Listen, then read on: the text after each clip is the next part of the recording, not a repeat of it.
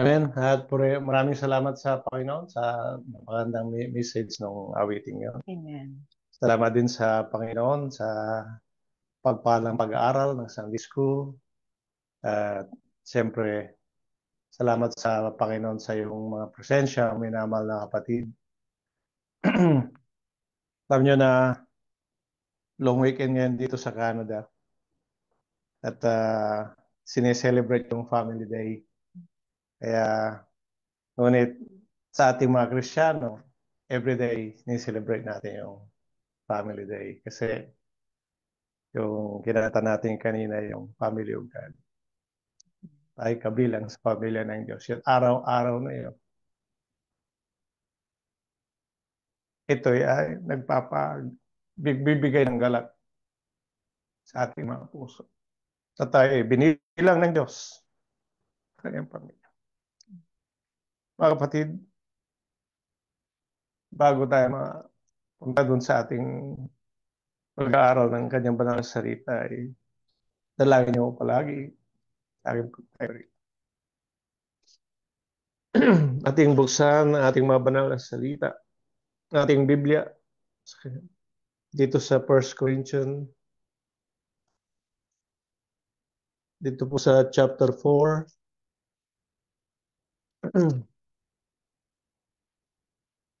Isa natin sa verse 1. Amen.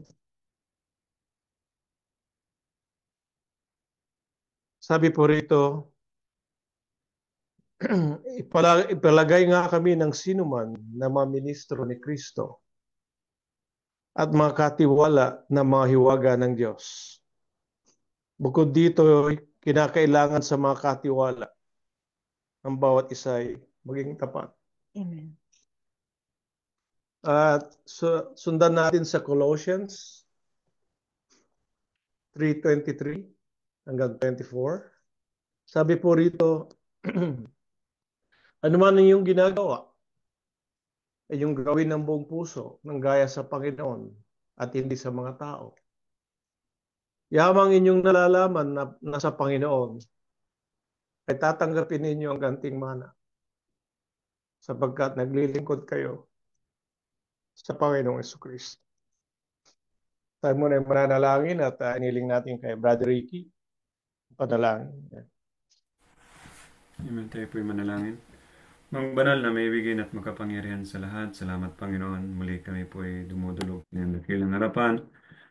Papadako kami, Panginoon, sa kikinig ng inyong mga salita, nabasa ang mga teksto na pagbabatayan ng kapahayagan ng inyong mga salitang ito, Panginoon. Namin pong ipagtatagubilin, Brother Ding Ama, kuban niyo po siya ng inyong inspirasyon, ng Banal na Espiritu Santo, pawang katotohanan, umasambit, Panginoon, makalangit na talino ang inyong igawad, Amang Banal. Asa po kami ang bawat isa patuloy bigyan ng bukas na puso't kaisipan, maging sa aming mga kaibigan na sumusubaybay, Panginoon, nakikinig din ng inyong mga salitang ito. Naasahan namin naman na katagpuin niyo po ang pangailangan ng bawat isa. Ikaw po ang lubos na nakakilala ng aming katayuang espiritual, Panginoon. Kaya umaasa po kami sa magitan ng inyong mensahe ay abutin niyo rin po ang aming mga pangailangan ito. Salamat sa inyong katapatan sa aming Panginoon at umaasa po kami, Panginoon. Kapahayagang aming marinig sa umagang ito ay isang malaking hamon at pagpapala sa amin. Maaring paalala, maaring koreksyon, ay bigyan niyo po kami ng mapagtanggap na puso, Amang Banal. Kaya sa inyong mga kamay, anumang gawa ng kalaban, niyo pong itaboy ito at hayaan naman aming saluin ang mga pagpapalang ito na kami po ay mayroong pagtatagumpay. Sa pangalan ni Jesus, ito po aming samang. Amen. Amen. At basahin natin sa Ingles. At sa 1 Corinthians 4:1 and 2, let a man so account of us as of ministers of Christ and stewards of the mysteries of God. Moreover, it is required in stewards that man be found faithful. At Colossians 3:23-24, at whatsoever you do, do it heartily as to the Lord and not unto men, knowing that of the Lord you shall receive the reward of inheritance, for you serve the Lord Christ. Ang pamagat po ng pag-aaralan natin, a lifetime of stewardship. o habang buhay na pangangasiwa o pamamahala. Mga kapatid, yung pag sinabi yung stewardship, ang kahulugan po nun ay yung sa Tagalog pangasiwa, pamamahala. At sabi po rito, ang definition yan is a careful and responsible management of what God has entrusted to us. Ulitin natin, ganda, no? Careful and responsible management of what God has entrusted to us. Ngayon, pag pinag-usapan natin yung pangangasiwa, ano po, dapat maalaman natin ang pinakamahalagang parte dyan, yung principles of discipleship. Ang pinakamahalaga dyan, mga kapatid, ang Diyos. Dapat makilala natin, maalaman natin na sa libutang ito, mga kapatid, ang Diyos ang nagmamay-ari. Siya naglikha ng langit at lupa, nilikha niya lahat, at pati tayo nilikha niya. So, sa sa paglikha ng Diyos ng langit at lupa, mayroon siyang karapatan. Yung tinatawag na absolute rights of ownership. Yung ganap na karapatan ng pagmamay-ari, ibig sabihin nun. At kung maalaman natin na ang Diyos ang siyang nagmamay-ari ng lahat, siya nagmamay-ari sa atin, lahat ng ating tinatangkilik, lahat ng sa atin, ito'y magbibigay ng magandang direksyon sa ating buhay sapagkat alam natin na ang lahat ng sa atin, ito'y kaloob ng Diyos at tayo lang ay tagapangasiwa, tagapamahala. Doon sa pinakaunang verse ng Biblia, sabi doon sa Genesis chapter 1 verse 1, sabi doon, in the beginning, God created the heaven and the earth. Sabi niya, doon sa umpisa pa lang. Sabi niya, at kung susundan mo yun, yung verse na yun, doon sa Psalms 24:1, ang sabi niya, ang lupa ay sa Panginoon.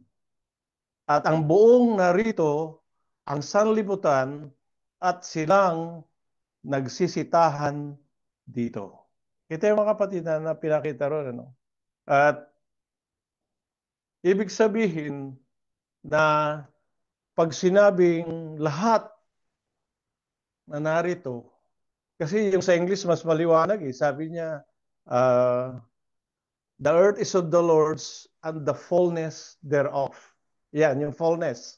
Dapat maintindihan natin maigi yun. The world and they that dwell therein. Kasama lahat nandito sa lupa, lahat ng tao rito sa lupa, at maging sa bunga ng paggawa, bunga ng puno, lahat, pati yung mga gold, silver, mga kapatid, lahat ng pagkain, maging yung mga sa pagsisikap natin, mga kapatid. Kuminsan akala natin sa ating pagsisikap, kaya natatamo natin yung mga bagay na yung mga material, yung mga achievements, mga accomplishments in life, pero yan, mga kapatid, ay sa Panginoon pa rin yan. Amen? Kaya yun ang una-unang pinakamahalaga doon na ang Panginoon ay mayroon siyang ganap na karapatan sa pagmamay-ari. At kung siya may karapatan, ibig sabihin yung ating buhay, ating kalakasan, ang ating mga possession, talents, gifts, mga kapatid, marami ito. Panahon, yung services, worship, lahat ng patungkol sa atin sa Panginoon niya. At lahat yan ay dapat nating maunawaan. Sapagkat kung maunawaan natin yan, lalong mapapabuti ang ating paglilingkod sa Panginoon. Alam niyo mga kapatid, noong nilalang ng Diyos ang tao, si Adam, alam yung unang ginawa ng Panginoon sa kanya, dinala siya sa Garden of Eden para siya ay magtrabaho. Siyang naglalang ang Diyos, ngunit ang gagawa, ang magtatrabaho ang tao, mga kapatid. Ang Diyos ang magmamay-ari, tayo naman ang mangangasiwa. So siya may-ari, tayo ang manager. magmamanage. Kaya lahat ng nasa atin ngayon dito sa lupa, binigay ng Diyos para natin itong pamahalaan, pangasiwaan, o i-manage. At dun sa Genesis 2:15, ang sabi po mga kapatid, and the Lord God took the man and put him into the Garden of Eden to dress it and to keep it. At ano pa sabi ng Panginoon? And the Lord God commanded the man, saying, of every tree of the garden you may freely eat, but of the tree of knowledge of good and evil thou shalt not eat, for in the day that you eat thereof you shall surely die. Mga kapatid, dinala niya si Adan doon sa Garden of Eden para pangasiwaan ng lugar na yun. Yun ang pinakamagandang lugar, mga kapatid, na nilalang ng Diyos, yung Garden of Eden. At dinala niya ang tao rin para pangasiwaan. Ngunit nagbigay siya ng rules. Nakita natin doon, ang sabi niya, to 16, and the Lord God of man saying, every tree of the garden you may freely eat, but the tree of knowledge of good and evil you shall not eat, for in the day that you eat, therefore thou shalt surely die. Man, as a steward of God's creation, mga kapatid, ito yung parte ng bakit tayo nandito sa lupa. It's a part of our existence as a steward of God's creation. At higit sa lahat, mga kapatid, doon sa nilagay ng Panginoon na rules and regulation, yung laws niya rito, na sabi niya, pwede mong kainin ang lahat ng bunga ng puno rito, pero except yung tree of knowledge. Anong nilagay doon? Nagbigay siya ng rules. May limitation, may restriction, may mga bagay kang susundin para mapangasiwaan mo yung binigay sa iyo ng Panginoon. Hindi ka basta gagawa. Ibig sabihin na aayon sa kalooban ng Diyos kung tayo nangangasiwa. Mga kapatid, binigyan tayo doon ng free will at free choice. Ngunit ibinigay din ng Panginoon ng consequences kung ikaw ay lalabag doon sa commandments ng Panginoon. At alam niyo nangyari, mga kapatid, hindi napangasiwaan ng mabuti kasi nagkasala na. Mga kapatid, nawala yung magandang pagsasama ng Diyos at tao bilang owner at saka tagapangasiwa, tagapamahala ng Panginoon. Napakaliwanag na ibigay ng Panginoon na rules. Sabi niya, pwede ka, may kalayaan ka na kainin ito. So may free will doon na ibinigay ng Panginoon freedom and liberty na gawin natin ang lahat ng mabagay na ayon sa kalooban ng Diyos.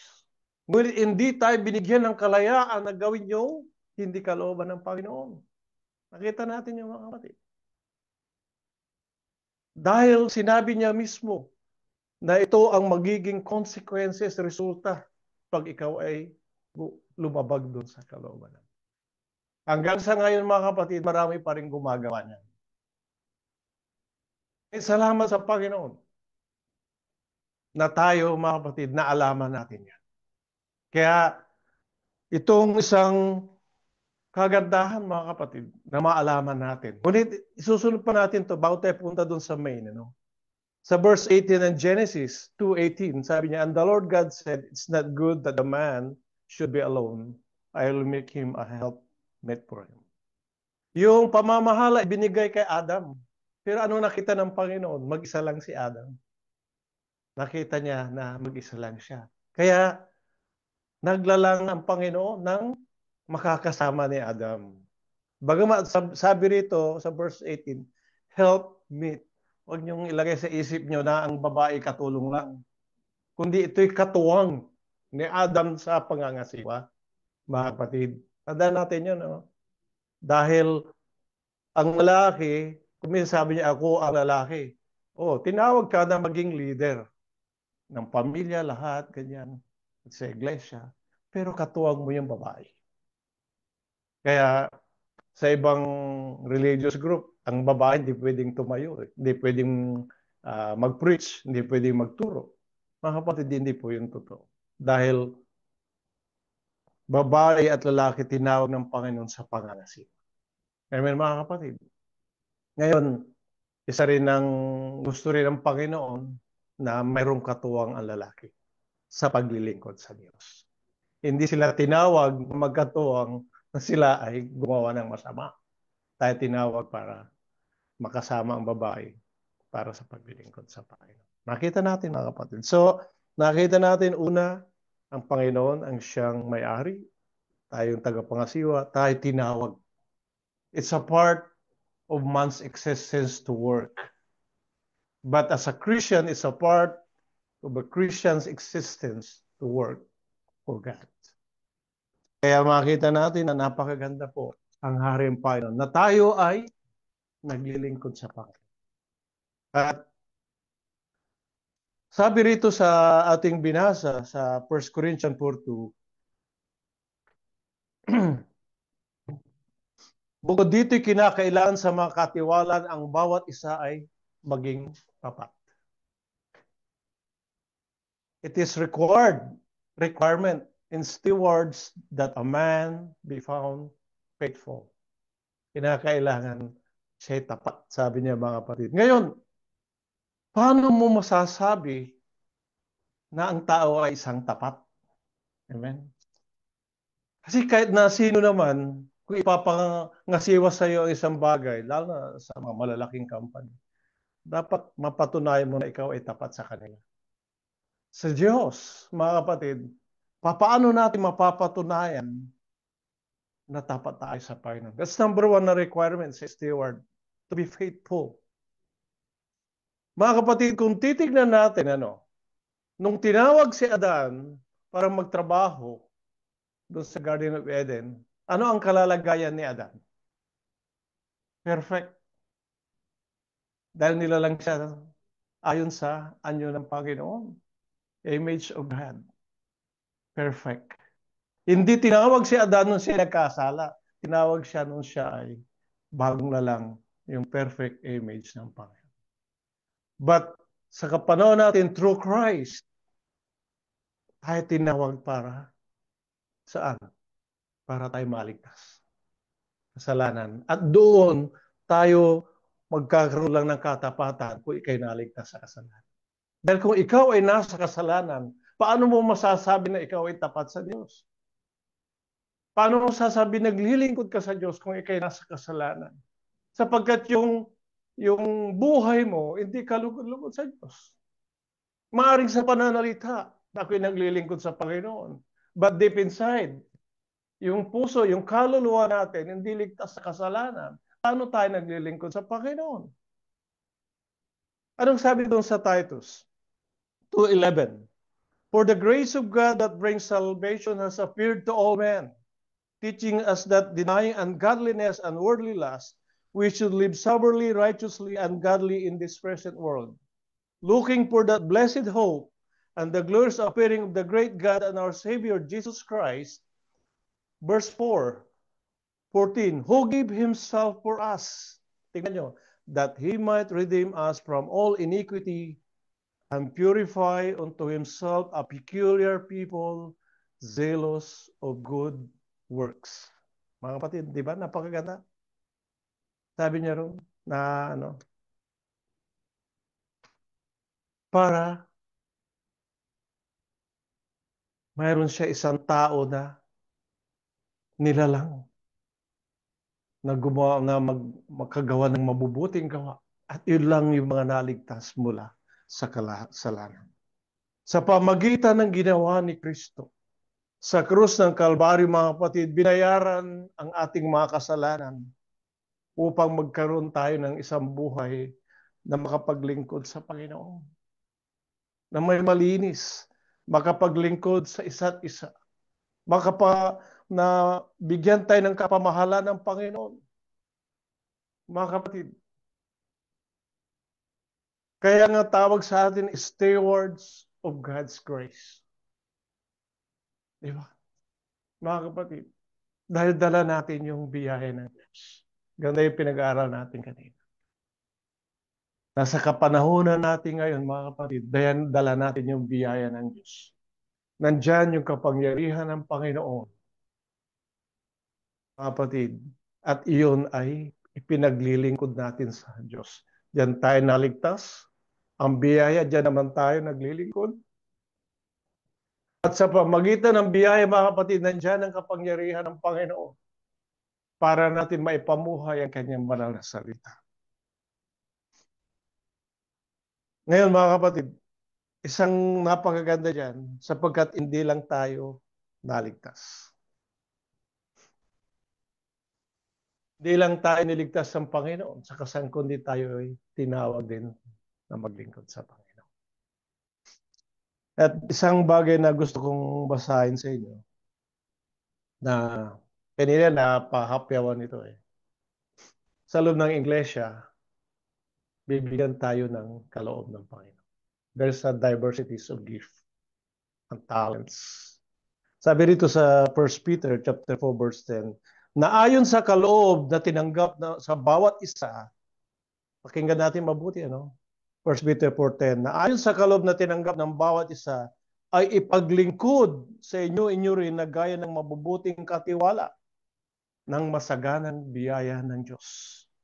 Verse 11, na kung ang sino may nagsasalita ay gaya ng mga aral ng Diyos, kung ang sino man ay nangangasiwa, gaya ng kalakasang ibinibigay ng Diyos, upang ang Diyos ay papurihan sa lahat ng mga bagay, sa pamagitan ni Jesucristo, na sa kanya ang kalwalhatian at ang paghahari magpakailanman siya nawa. Mga kapatid, sa loob ng iglesia, mayroong gifts na galing sa Panginoon. At sabi niya rito,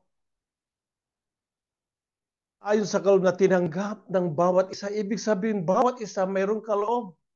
Mga kapatid, ang tanong ko sa inyo, ano ang kaloob ninyo?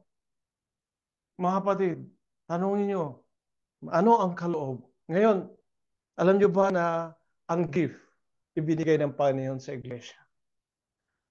Pag binigyan ka ng isang gift, di ba nakarap yun? Anong gagawin mo? Bubuksan mo para makita mo at excited ka. Gift yun sa'yo eh. Ang tanong, binuksan na ba natin yung gift ng Panginoon sa atin? Paano natin malalaman? Paano tayo magkakaroon ng gift sa Panginoon? Paano, mga kapatid? Alam niyo ba na para ka magkaroon ng gift sa Panginoon, siyempre dinadalangin. Dinadalangin mo sa Panginoon. Pangalawa, alam ng Panginoon kung anong gift ang ibibigay niya sa iyo. Kaya dinadalangin mo yun.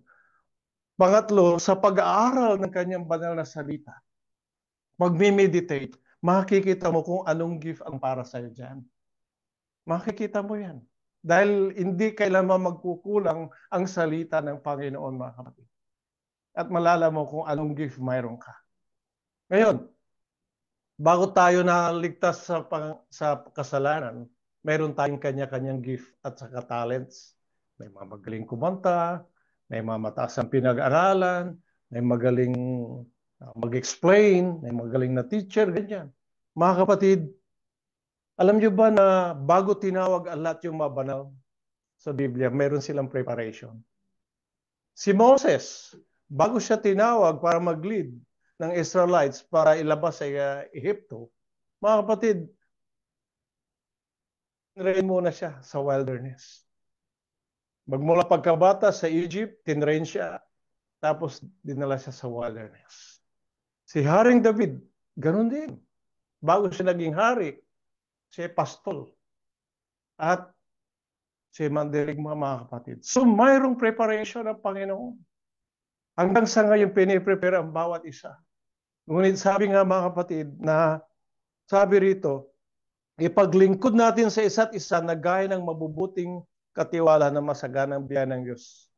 Ibinigay sa atin yung gift na yan, mga kapatid, para hindi para tayo papurihan, na tayo magaling, kundi ito'y gagamitin natin sa paglilingkod sa iglesia to edify the Church of God. Ngayon, Hindi ka man nagpipreach, hindi ka naman nagtuturo, pero ikaw naman ay nananalangin. Ika'y sumusuporta. Kimaliit na ginagawa mong yan sa Panginoon, yan ang binigay sa iyong katiwala. Mga kapatid, hindi rin makakatayo ang nagpipreach o nang nag-aaral kung di nyo idadalangin niya, kung di nyo rin susuportahan. Mga kapatid, kung di nyo rin bibigyan ng encouragement niya. Ganun mga kapatid sa iglesia ng Diyos.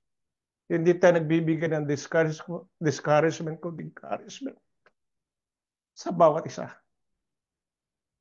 Sabi nga rito sa verse 11 na kung sino may nagsasalita gaya ng mga aral ng Diyos. Mga kapatid, ganun tayo. Sa pangangaral, hindi sa aral ng tao, hindi lang sa sarili nating opinion, kundi ayon sa ipinahayag ng Espiritu Santo, ni-reveal sa atin. Kaya yun ang dinadalangin natin sa bawat isa. Kung tayo sino man ang tatayo ng mga mangaral ayon sa aral ng Diyos.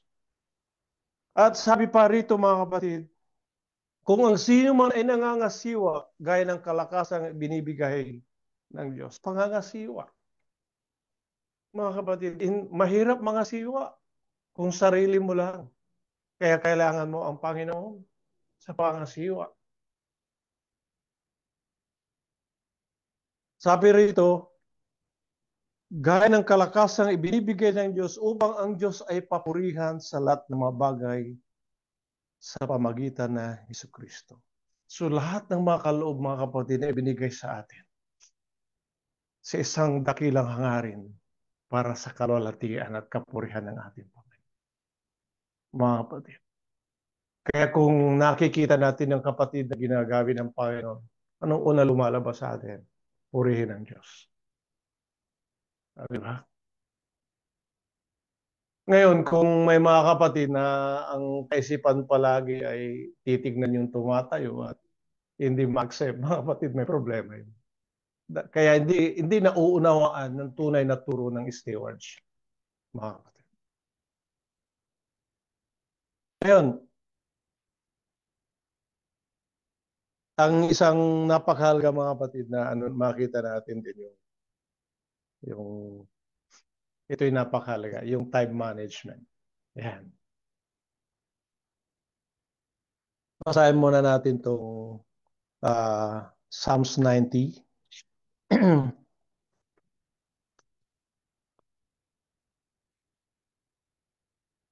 Umpisa natin sa 10 hanggang 12. Sabi niya, the days of our lives are 70 years. And if by reason of strength they are 80 years, yet their boss is only for labor and sorrow. What is soon cut off and we fly away. Who knows the power of your anger? Whereas the fear of you, so is your wrath. So teach us to number our days, that we may gain a heart of wisdom. Doon sa verse 12, sabi niya, teach us to number our days, that we may gain a heart of wisdom. Time management, mga kapatid. Sabi doon sa Ecclesiastes, there's a time and purpose for everything under heaven. Tapos ang dami na yun. Time for a joy, sabi niya, time to cry, ang dami ano yun. Ngayon, pag tinawag natin time management, gift yan sa Panginoon eh. Yung times of our lives. Yung panahon natin dito. But nawa na kung ano yung gift na ibigay sa atin ng Panginoon. Ito ating pagyamanin na ito'y galing sa Diyos. Ito'y gamitin natin sa pamamahala. At mayroon tayong 24 hours per day na ibigay. Panginoon. Amen? Paano nyo minamanage ang yung time dyan? Yan. Mayroong time ng pag-work, pagtulog, pagkain, ano pa? Yung iba pa ang gagawin. Mayroon bantay ng Panginoon doon sa 24 oras. Ngayon, kung iisipin nyo mga kapatid, tayo lahat ay mayroong kanyang 24 hours a day. Yung iba, huwag niyong sabihin, ako mayroong 30 hours o ako ito less. Hindi, isa lang.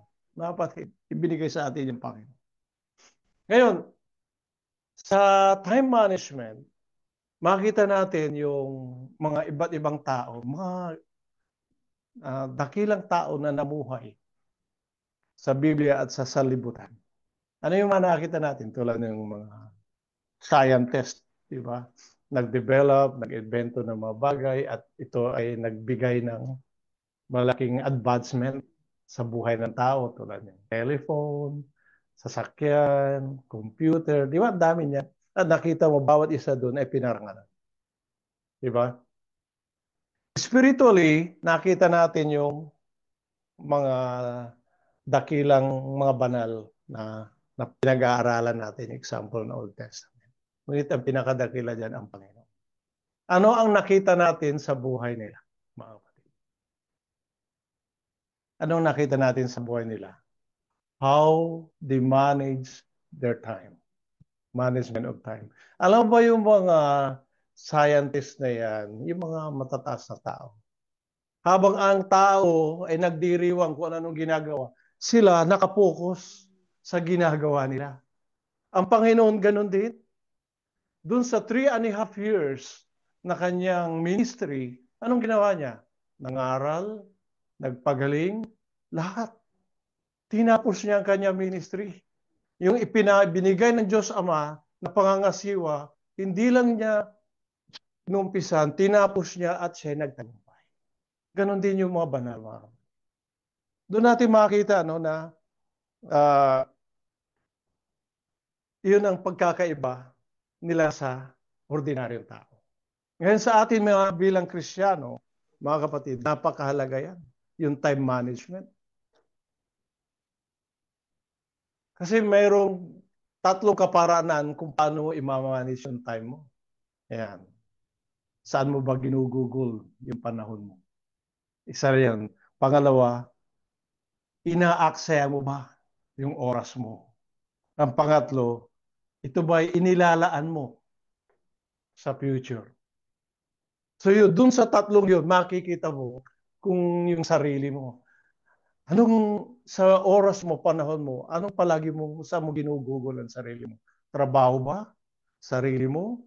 Sa yung mga mahal sa buhay? Sa pagtulog? Sa pag-aaral? Marami niya mga kapatid. Kuminsan yung mga gusto nila, fun. Diba? Yun naman iba, kaya wasted time, inaaksaya nila yung panahon nila sa mga bagay na masama, na mali, na mawalang katotohanan. Yung iba naman, yung time nila, ini-invest nila na hindi lang sa mabuti, kundi para sa future. Ngayon, saan tayo doon mga kapatid? Sabi rito sa ating binasa, we have to apply it in wisdom. Sa may karunungan. Mga kapatid, ang mga Kristiyano ay binigyan ng knowledge, kaalaman, at karunungan. Paano natin i-apply?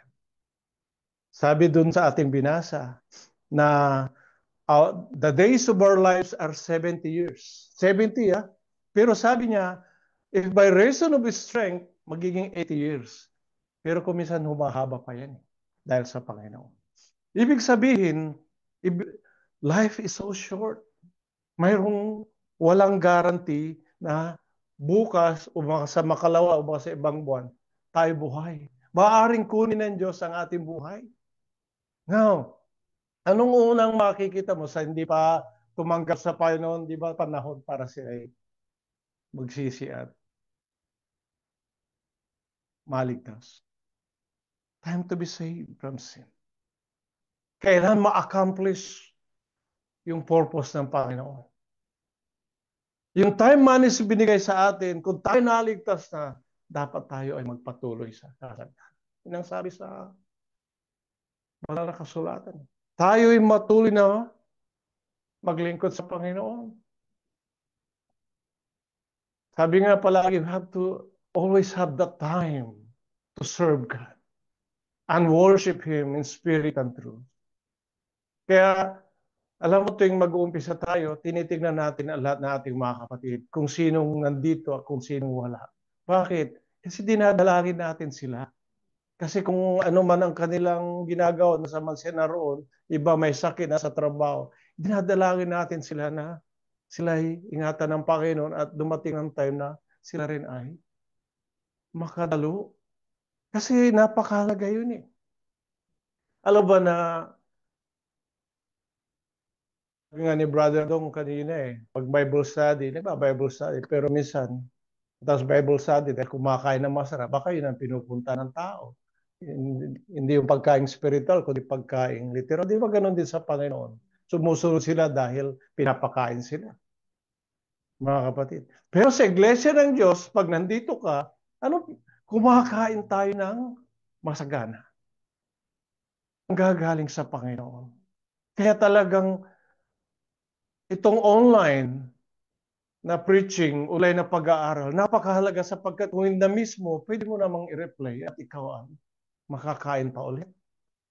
Ngunit kuminsan namimiss mo yung init, yung presence of Holy Spirit sa fellowship, sa worship, makita mo yung mga kanta, iba talaga eh. Maaring hindi tayo physical fellowship, sabi ng mga kapatiran natin, hindi nasanay, pero mga kapatid, dito tayo sa abroad, dito sa online, nasanay na tayo at hindi naman nagkulang ang Panginoon sa atin, mga kapatid. Ngayon, Amen. isa pang napakaganda rito mga kapatid. Sabi rito, time to be faithful. Maging tapat tayo sa Panginoon sa lahat ng oras. Ano ba?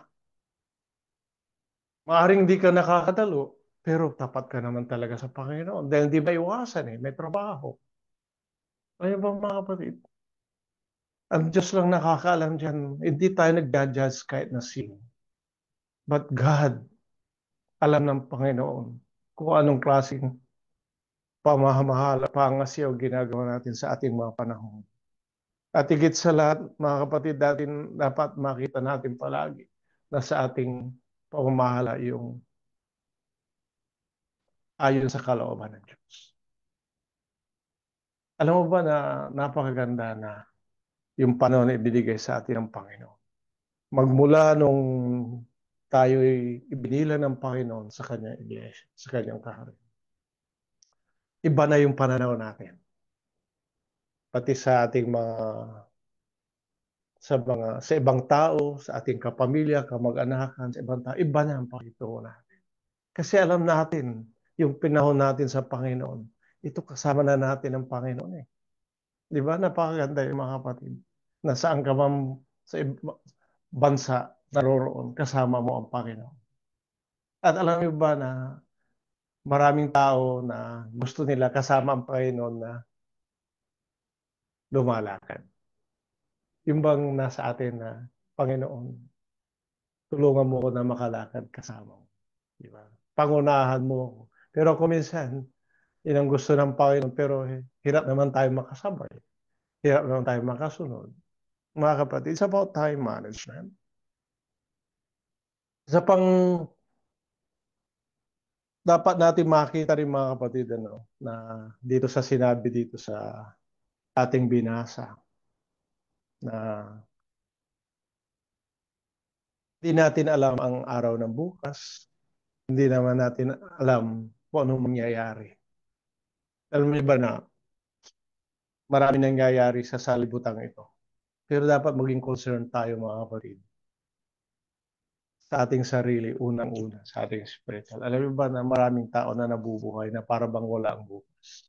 Hindi nila alam na ang kamatayan darating. Hindi natin alam yan. Sinabi rito ng Panginoon yung kung gaano tayo kahabang mabuhay. Pero hindi niya sinabi kung kailan kukunin ang ating buhay. Hindi niya sinabi. At hindi rin niya sinabi kung kailan ang pagbabalik ng Panginoon, yung judgment. Hindi rin niya sinabi. Kaya mga kapatid, sabi rito, so teach us to number our days that we may gain a heart of wisdom. Bakit mga kapatid?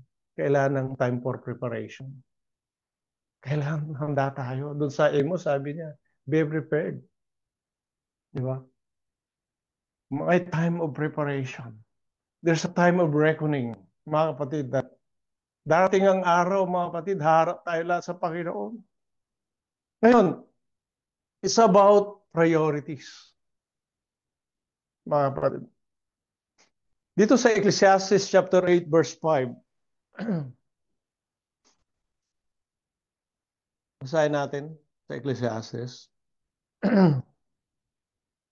chapter 8, ito po sa verse 5.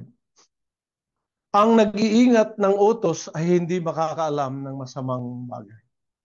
At ang puso ng pantas ay nagbubulay ng panahon at kahatulan. Sabi niya rito, whoso keep the commandments shall feel no evil thing, and a wise man's heart discerneth time and judgment. Ayan. So, meron tayong priorities. Alam mo ba na kuminsan sa panahon natin binigay sa ating Panginoon, hindi naman niya pinagbabawal tayo magpahinga. Di ba? Minsan napapagod ka sa trabaho, kailangan mong matulog, kailangan mong magpahinga, kailangan mo rin mag-relax. You have to unwind. Parte ng ng time binigay sa ating Panginoon. Alam ng Panginoon may kapaguran tayo. At siyempre, sa ating pamamahinga kuminsan, kailan i-manage din natin yung ating panahon.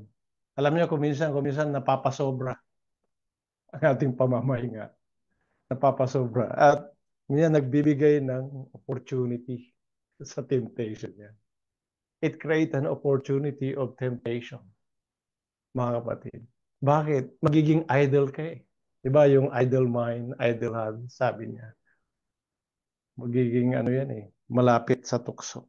At nagkakaroon pa ng kuminsan yung, alam mo yung procrastination na word. Pinagpapabukas mo yung pwede mong gawin. Sabi niya, hindi bali, bukas na lang magbasa. Papahinga muna ako ngayon. Kuminsan ganyan eh. Hindi masama magpahinga mga kapatid kasi napapagod tayo mentally. Pero wag naman natin bigyan ng panahon, yung mga panahon na binigay sa atin para makagawa ang kalaban. Kasi kuminsan, higing dahilan na tayo ay mahiwalay sa Diyos. Alam niyo ba na isang bagay din na minsan nabibigyan priority, technology. Ilang beses na itong pinangaral kahit sa convention tungkol sa mga computer, cellphone, mga gadgets, mga kapatid. At mga kapatid, tanda natin ito, minsan nagkakaroon ng time consuming maging mga Kristiyano. Pero mga kapatid, kuminsan, kung ito maging hadlang, kahit sabihin mo, sineserve mo pa yung mga Christian, kung ito naging hadlang, di ka makapagbasa, di ka mag-meditate, tigilan mo muna. It takes discipline of the mind. Alam niyo mga kapatid, we have to spend that time that is pleasing with God. Kaya, kung pag gamitin mo yan, mag-aral ka sa salita ng Diyos. Mag-meditate ka. Basahin mo yung mga talagang mga komentary na sa Iglesia ng Diyos. Diba? Lalong mapapaganda. At higit sa lahat, na yung time natin, huwag kalimutan mga kapatid, yung marubdob na panalangin. Kaya kausap mo palagi ang Panginoon. Prayer mga kapatid. Alam mo yung panalangin, nasabi there's a power in prayer. Tandaan niyo mga kapatid, nasabi rito sa panalangin, sabi ng Panginoon, kung anuman ang hilingin nyo sa aking pangalan sa Diyos sa maipagkakalob sa inyo, di ba? Mga kapatid, bibigyan ko yung halimbawa. Kung hindi ka, mga kapatid, nakakagawa, hindi ka naman matuwid sa harapan ng Diyos, at gagamitin yung pangalan ng Panginoon, hindi po pwede yan. Kasi sa pananalangin, ginagamit mo yung pangalan ng Panginoon. It's about connection with God. It's about our relationship with God, mga kapatid. Kaya para matugunan yung dalangin. Kaya nga sabi nga, bago tayo manalangin, saliksikin yung ating sarili. Kinama yung halimbawa ng panalangin ng pariseo at sa panalangin ng nagsisisi. Sinong tinanggap? Yung humility with prayer. Kesa yung nagmamataas. Kung minsan mga kapatid, dito tayo sa iglesia, panalangin natin naging tawag doon, parang ano na lang eh. Parang scripted na. Alam mo na yun eh, sabihin mo. Mga kapatid, tinitingnan ng Panginoon yung pananalangin. At tanda natin sa ating pananalangin, tayo nakikipag-usap sa Diyos. Na hindi lang niya alam yung ating iniisip, alam niya yung nasa puso natin. Alam niya lahat yung ginagawa natin. Mga kapatid. Kaya mayroong ano eh, yung hypocritical prayer, yung hypocrisy. Hindi yan yun, mga. At isang, ano yung muna natin to yung time, mga kapatid. Alam mo ba na yung time sa Panginoon, yun ang pinaka masarap na bahagi ng buhay natin. Yung time sa Panginoon. Punta tayo sa possession, dito ang pinakamarami.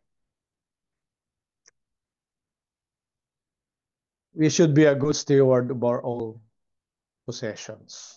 Pag sinabi kasing possession, mga kapatid, meron tayong material possessions, meron tayong physical, meron tayong spiritual, meron tayong isip, katawan, may relationship.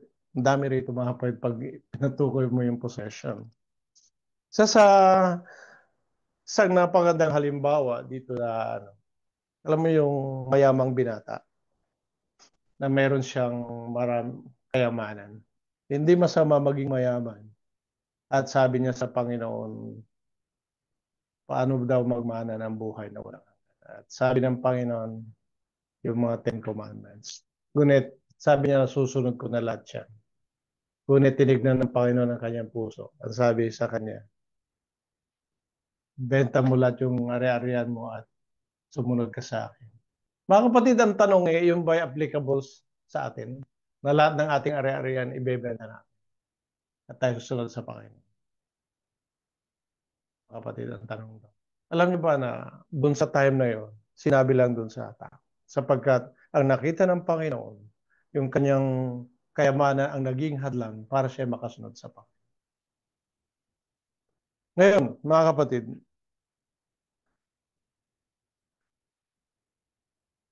akala natin kuminsan yung kayamanan natin, yung kasaganaan, makakapag-satisfy sa atin.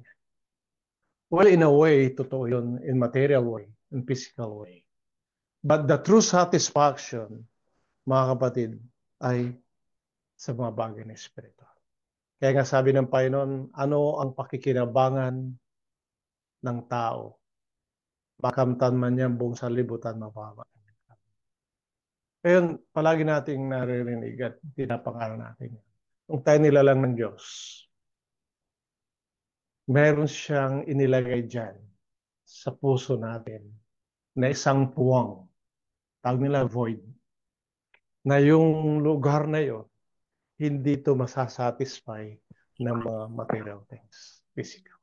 Kundi makakasatisfy lang yun, yung mga bagay na spiritual, sometimes, yung ating kaluluwa, mga kapatid. Kaya nga, sa mga mayaman, ano, at di pa tumanggap sa Panginoon, wala silang kapaguran. Patuloy sila nagpapayaman dahil walang satisfaction. At totoo po yan. Si Haring Solomon, siya mismo nangaral na siya hindi lang pinakamatalino tao, isa sa pinakamayaman. Ngunit sabi niya sa huli, vanity of all vanity. Buksan natin sa Ecclesiastes. Dito po sa chapter 5 verse 10. Sabi niya rito, siyang umiibig sa pilak ay hindi masisiyahan sa pilak. Sabi niya, he who loves silver will not be satisfied with silver. Siyang mang umiibig sa kasaganaan ng pakinabang, ito man ay walang kabulukan. Amen? Nor he who loves abundance with increase, this is also his vanity. Pagka ang mga pag-aari ay nagsisidami silang nagsisikain ng mga yon. Tingnan mo yan. At nung pakinabang mayroon ang may-ari yon, kung di ang mamasdan ang kanyang mga mata. Kaya kung mas mayaman ka, marami kang pakakainin. Marami lalapit sa iyo. Tapos yung pinaghirapan mo, kakainin lang nila. Ano sa verse 12? Ang tulog ng manggagawang tao ay mahimbing. Maging siya'y kumain ng konti o marami, ngunit ang kasaganaan ng yaman ay hindi magpapatulog sa kanya. Di ba mga kapatid? Nakita niyo yun. Ngayon, sa Kristiyano, dahil sa maposesyon natin, ito ginagamit natin sa Panginoon. Mayroong management din yan. Financial management, tapos meron din time management sa paggawa, sa lahat. Ultimong katawang ito, mga kapatid. Alam mo yung una bago tayong katawan, yung financial management. Alam na natin yan eh. Tayo'y yung pera binigay sa atin, hindi lang para sa atin. Sineshare yan. Ngayon, sa mahal natin sa buhay, mabilis tayo mag-share, di ba? Tumulong. Siyempre, mahal mo yun eh. Oh. Pero pa sa Panginoon, sa mga kapatiran, sa pagpapakumpuni ng iglesia sa Pilipinas, tayo ba ay ano doon? Kaya, ang mga kapatid, tinitingnan ng Panginoon yung puso mo na mapagbigay. Ngayon, mga kapatid, tingnan natin Panginoon sa Kristo. Give up niya ang lahat. Yung kanta kanina, pati yung kanyang glory, lahat, nagkatawang tao siya. Binigay lahat sa atin. Bakit di natin maibigay? Alam mo ba na, nung binabasa ko ito, meron ako nabasa, na pag sino man tao na mamatay, di ba, nauuna yung kabaong. Walang susunod daw na trailer doon na nandulat yung kanyang ari-arian para dadalhin. Iiwanan mo lahat yan. Kung dumating kang hubad, babalik kang hubad, mga kapatid. But you see, sabi ng Panginoon, kayo mag-ipon na makayamanan na hindi nasisira o nananakaw o kinakalaw. So this is about financial management. Ngayon punta tayo sa body. Yung katawan natin, mga kapatid, itong physical body lahat, hindi na sa atin to, sa Panginoon. Ipinapagamit lang sa atin. At itong katawang ito ay iiwanan din natin. Ngunit mga kapatid, anong sabi doon? Tayo ang templo ng Diyos. Kinakailangan ang templo ng Diyos ay malinis. Kinakailangan ang templo ng Diyos ay walang dungis at kapintasan, mga kapatid. Kaya nga yung ating katawan, iniingatan natin nga. Sa pagkain, exercise, lahat. Tagal na din nag-exercise. Ang epekto, sumasakit yung aking tuhod. Kasi may kakulangan. Kaya ingatan din natin. Kasi gagamitin natin yan sa paglilingkod sa Panginoon, mga kapatid. Kaya lahat na nasa atin, mayroong pangangasiwa. Relationship, napakahalaga yan, mga kapatid. Iniingatan ba natin yung relasyon natin sa Panginoon? Napakahalaga yan. Alam niyo ba bakit nababackslide ang mga Kristiyano? Kasi hindi nila iningatan relasyon sa Panginoon. I-give up sa relasyon saan? Sa sanlibutan. Oh, ngayon sabi nila, hindi mo lang alam, brother, ganito aking karanasan. Sasabi mo ba sa Panginoon yan? Pagdating ng Judgment Day? Hindi mo masasabi yan. Kasi sarili mong dahilan lang yan. Alam ng Panginoon ang motive. Alam niya nangyayari. So makita natin doon, mga kapatid, yung relationship natin sa pamilya, umpisa. Pinapangasiwaan natin ating sariling pamilya ayon sa kanilang kapakanan, kabutihan. Hindi lang sa mga bagay na material, lalo sa kanilang buhay spiritual. Kaya dinadalangin natin ating mga kapamilya, kamag-anakan na hindi pa naliligtas. Kasi parte ng pangangasiwa yan, mga kapatid. Ngunit, napakahalaga rin yung relasyon natin sa magkakapatid sa iglesia. Ano ba yun? Napakaganda sa iglesia sapagkat nagdadalangin. Dinadalangin natin ang bawat isa. Kuminsan sa ating paglilingkod sa Panginoon, mayroong pumupuna sa atin. Maganda yan dahil mayroong constructive.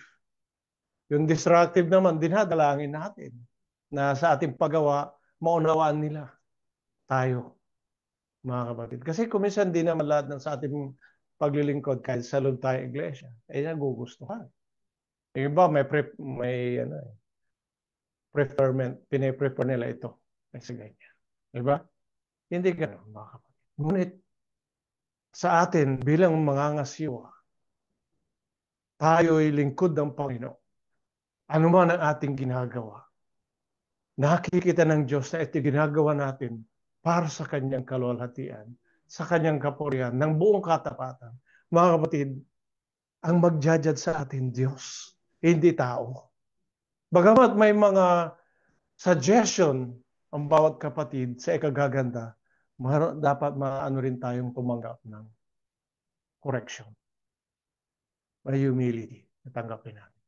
At napakaganda sa pagkatulong yan sa paglilingkod natin sa bawat isa. Yung kaisipan natin mga kapatid, ano mang iniisip natin?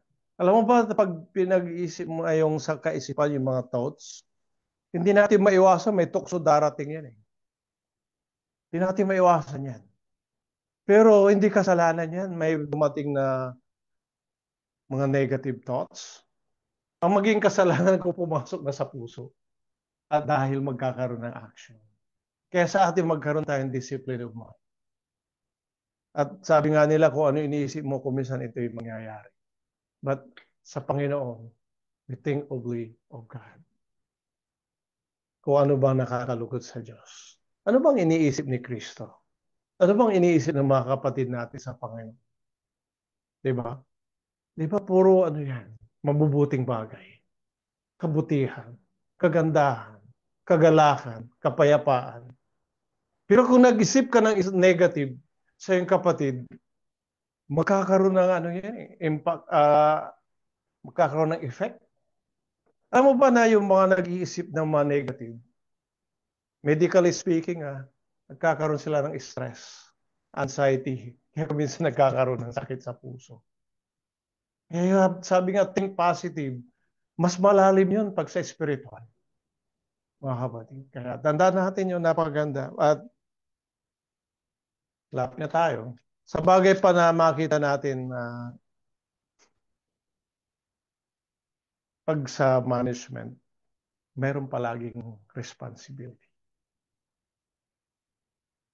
At siyempre, yung responsibility mga kapatid. Sabi ko nung last Sunday, tayo ay